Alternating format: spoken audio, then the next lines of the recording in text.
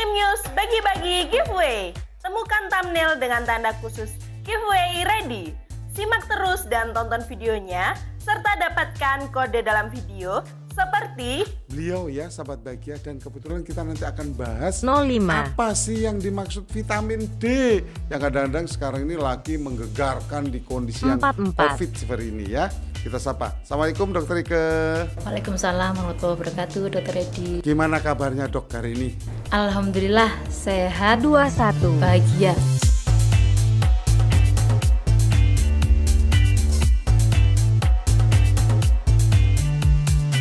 Jangan lupa follow sosial media Instagram Jatim News untuk mendapatkan pengumuman pemenang giveaway.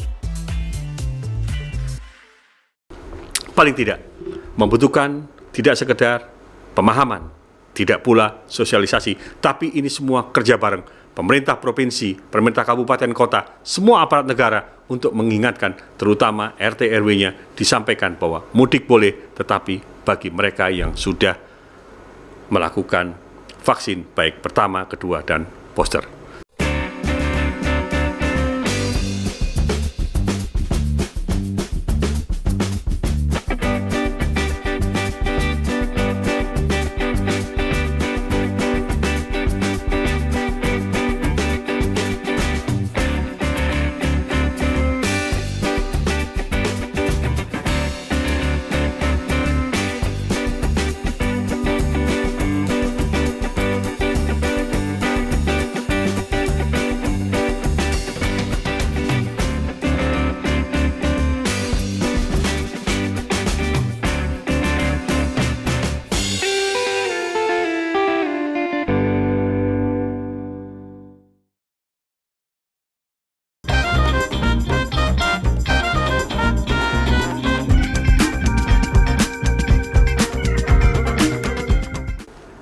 Assalamualaikum warahmatullahi wabarakatuh.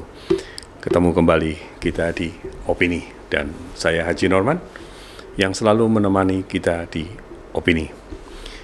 Opini kita hari ini membicarakan, membahas, mengulas tuntas tentang mudik kita di tahun 2020. Tahun-tahun sebelumnya kita sudah mengalami mudik, bagaimana mudik tahun 2020, mudik tahun 2021, dan saatnya tahun ini kita akan menghadapi mudik tahun 2022. Apa materi kita? Mari kita lihat di slide berikut ini. Ya, saudara-saudaraku sekalian, di opini ini ada beberapa aturan mudik yang sudah disampaikan oleh Bapak Presiden kita tentang persyaratan bagi para pemudik kita. 3 hal yang harus dilakukan. Menyangkut persoalan ibadah juga berada di situ. Apapun sebelum kita mudik, kita akan menghadapi Lebaran. Sebelum Lebaran, satu yang paling penting, yaitu ibadah Ramadan, ibadah puasa di bulan Ramadan. Tentunya, disitulah para muslim kita di Indonesia, para jamaah kita di seluruh Indonesia dan seluruh dunia, akan fokus mulai dari hari pertama hingga hari yang terakhir untuk mereka melakukan sholat tarawih. Dan setelah itu mereka pagi harinya mereka beribadah, dan tentunya selanjutnya berlangsung sampai antara 29 hingga 30 hari ke depan. Dan saat mereka sudah selesai Ramadan, tentunya mereka akan menuju sebuah kemenangan. Artinya mereka sudah selesai melaksanakan apa yang menjadi kewajiban yang menjadi sebagai umat Islam untuk menunaikan yang namanya puasa di bulan Ramadan. 26. Mudik kali ini tidak jauh beda dengan mudik tahun 2021. Kita masih menghadapi persoalan yaitu pandemi COVID-19.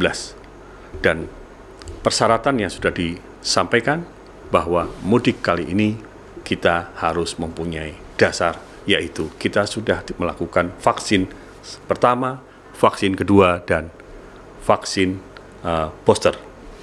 Ini akan menjadi persoalan ketika pergerakan umat, pergerakan manusia dari kota menuju desa. dari Jakarta menuju semua antero seluruh Indonesia. Mereka berbondong-bondong melalui Jakarta, mereka ada yang melalui jalan darat dengan kendaraan biasa, bahkan ada kendaraan yang namanya roda 2. Tidak masalah bagi mereka yang sudah punya yang berkantong tebal, mereka bisa melakukan perjalanan dengan pesawat udara. Bahkan mereka bisa melakukan itu dengan kereta api. Akan tetapi, masyarakat kita yang kurang mampu, masyarakat yang masih semangat untuk terus melakukan silaturahmi mudik mereka dengan menggunakan apa adanya.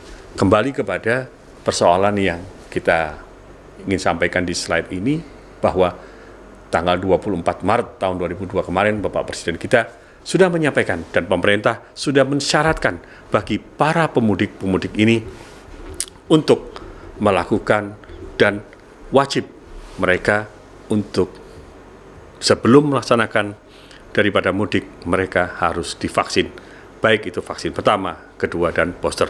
Ini artinya apa? Pemerintah melihat adanya sebuah peluang, adanya sebuah proteksi yang ingin dilakukan oleh pemerintah agar persoalan COVID ini tidak menjadi sebuah tumbuh dan berkembang atau bahkan menjadi persoalan yang kedua. Artinya ada sebuah gelombang tsunami COVID yang terjadi pasca kita melaksanakan Idul Fitri. Kita tentunya menilik dan kita sebenarnya sudah terbiasa dengan hal-hal itu. Dan sudah bertahun-tahun pula hal persoalan ini selalu dihadapi. Tentunya pemerintah punya sebuah planning. Pemerintah harus punya perencanaan bagaimana mengangkut jumlah besar masyarakat kita dari Jakarta menuju Jawa Tengah, Jawa Timur, dan lain sebagainya. Yang dari Jawa Timur, dari Surabaya, mereka harus menuju ke Mataraman misalnya, Madiun, Ponorogo, sampai ke Pacitan, bahkan mereka juga sampai ke Banyuwangi. Ini adalah tugas-tugas pemerintah. Dan tentunya kita juga akan dihadapkan dengan persoalan-persoalan transportasi kita. Artinya bahwa pemerintah juga harus wajib menyediakan transportasi yang layak bagi mereka. Bagi mereka yang cukup uangnya, mungkin transportasi yang dengan harga mahal, ini pun sangat dibutuhkan masyarakat.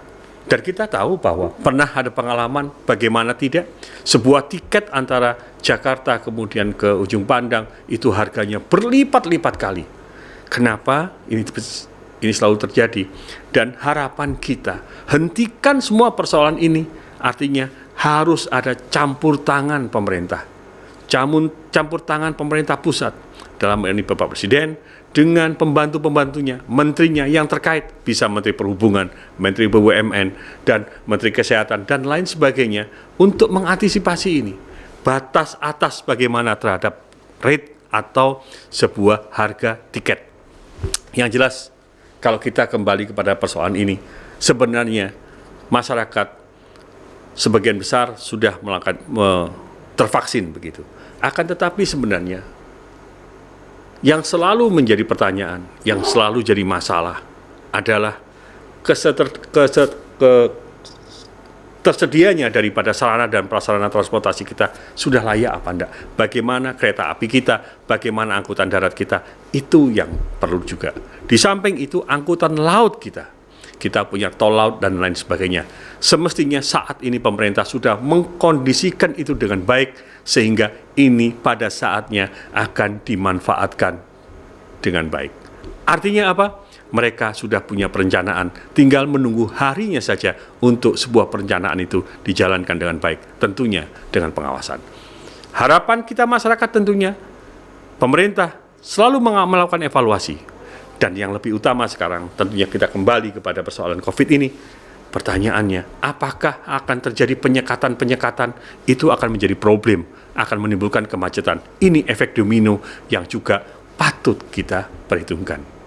Jangan sampai terjadi lagi anak kecil harus meninggal di tengah jalan. Jangan sampai terjadi lagi, kita ingatkan, tol yang seperti itu bukan lagi jalan bebas hambatan, tetapi jalan sarana untuk orang menjual bensin 1 liter seharga Rp50.000. Dan kita tahu bahwa kalau seperti ini, yang keluar daripada kota menuju ke desa, tumpah ruah. dan ini akan menjadi persoalan. Tentunya, sebuah persoalan yang sangatlah dilematis dihadapi oleh pemerintah kita. Karena bagaimanapun juga ini adalah sebuah tradisi dan ini adalah sebuah keyakinan masyarakat kita untuk kembali kepada desanya, kembali kepada rumah, untuk menyungguh orang tua dan lain sebagainya. Kalau toh persoalan ini positif atau tidak, tentunya kembali kepada kita masing-masing. Paling tidak keyakinan sama dengan saya, dengan artinya kita kembali ke kota, ke desa, maksud saya, bahwa tentunya mereka juga membawa uang, yang nanti uang itu akan dibelanjakan ke desa, sehingga desa itu akan menjadi tumbuh dan berkembang, bahkan ekonomi kerakyatan, karena persoalan mudik ini juga terangkat. Yang ingin saya fokuskan juga adalah persoalan bagaimana COVID ini, bagaimana standarisasi daripada persyaratan orang untuk mudik. Ini harus dimulai dari mana, itu yang harus dipikirkan. Ini juga harus diperiksa di mana, itu harus kita pikirkan. Dan ini akan dilakukan seperti yang saya sampaikan tadi, penyekatan atau pemeriksaan di mana, ini akan jadi masalah.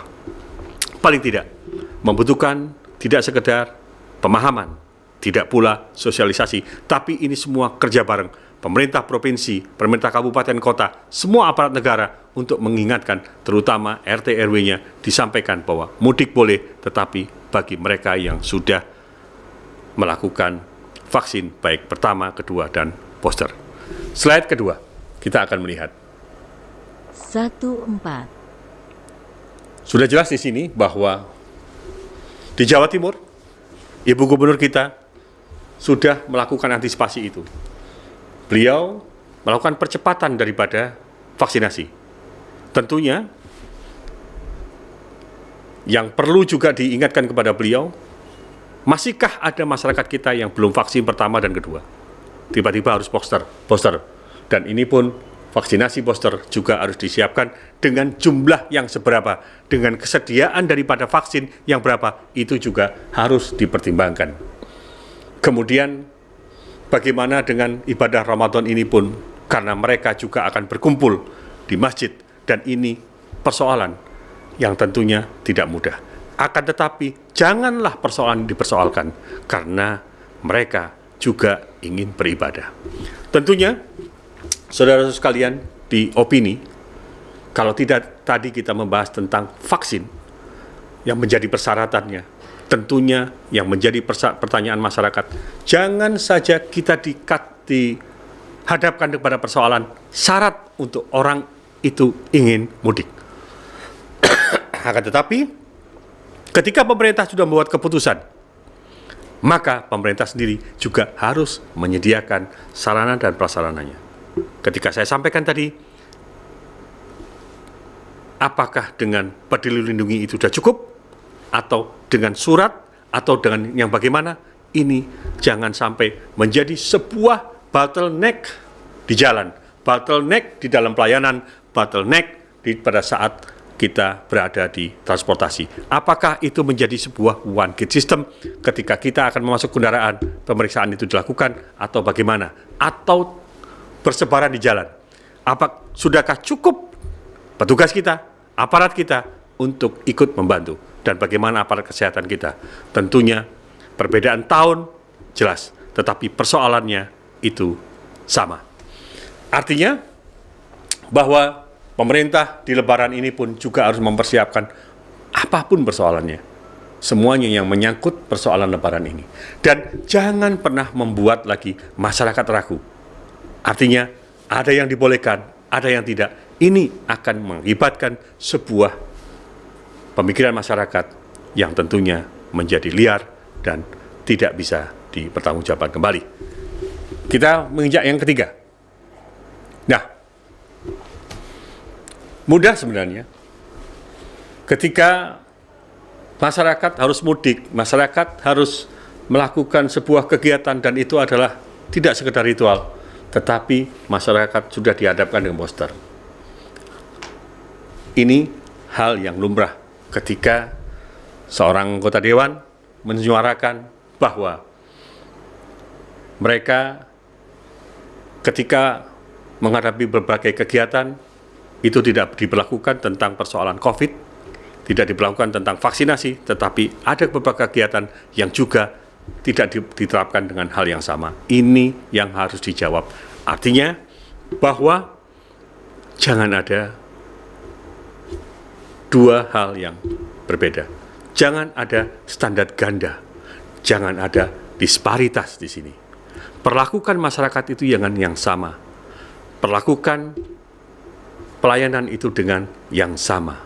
Artinya bahwa ketika kita menghadapi sebuah event besar, kita menghadapi sebuah gawe besar, dan ini menyangkut tentang martabat bangsa, dan ini menyangkut tentang bagaimana dunia, publik dunia ini melihat Indonesia, akan tetapi mereka juga harus melihat tentang bagaimana masyarakatnya yang juga sangat membutuhkan perhatian.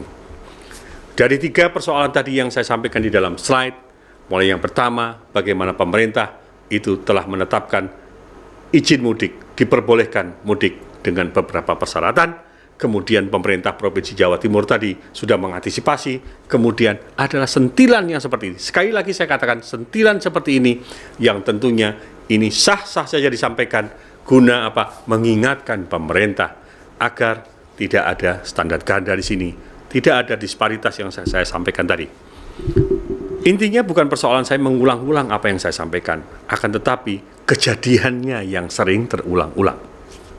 Sehingga setelah kita tadi membicarakan tentang persyaratan daripada COVID tadi, tentunya kita juga ingin mempertanyakan bagaimana kesiapan dan lain sebagainya.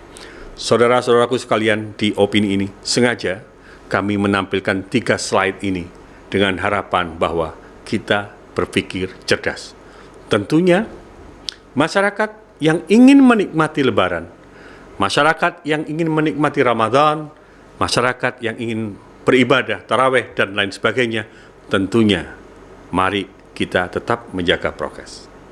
Menjaga jarak, ataukah apa? Yang paling penting, masker dan lain sebagainya. Dan paling tidak, diri kita sendirilah yang harus kita lindungi. Kemudian, keluarga terdekat kita, dan kemudian masyarakat kita.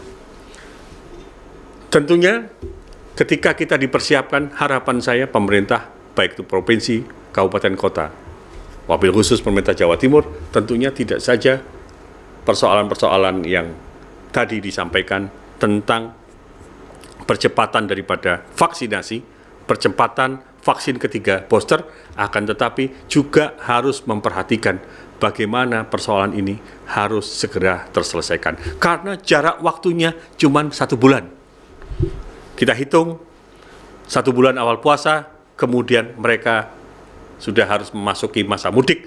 Tentunya efektif itu hanya berada pada waktu cukup 2 minggu. Cukupkah 2 minggu ini untuk menyelesaikan persoalan? Itulah yang harus kita jawab. Karena pemudik kita kadang-kadang H-7, H-14, mereka sudah melakukan perjalanan.